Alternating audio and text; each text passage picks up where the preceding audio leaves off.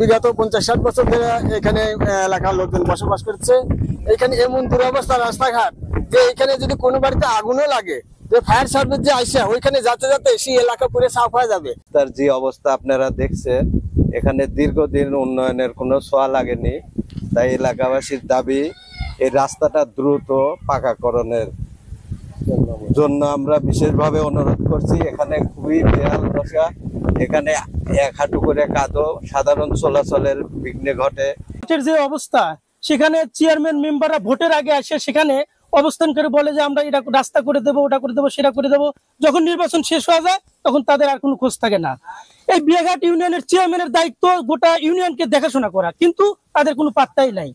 প্রত্যেকটা রাস্তায় যে বেহাল অবস্থা, সেখানে হাজার হাজার মন ভুট্টো, গম, সরষা সেখানে মানুষ কিভাবে উত্তোলন করবে? তারা হাটে বাজারে যাবে, কিন্তু নেওয়ার মতো কোনো অবস্থা নাই।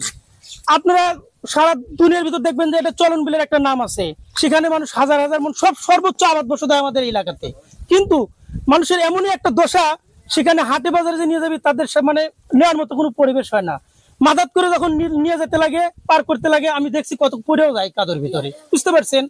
যে আমি উপর লেভেলে যারা আছে, টিওনো সাহেব এবং উপরে কর্মকর্তা যাদের আছে, তাদের দৃষ্টি আকর্ষণ করে বলছি, আপনারা অতি তাড়াতাড়ি এই রাস্তাটা মেরামত করার ব্যবস্থা করবেন, এই অনুরোধ থাকলো। এখানে 50-60 বছর ধরে বসত করতেছি, এখানে এমন রাস্তার বহাল অবস্থা, আমরা এই দিকে নামাজ কালাম করতে পারি না।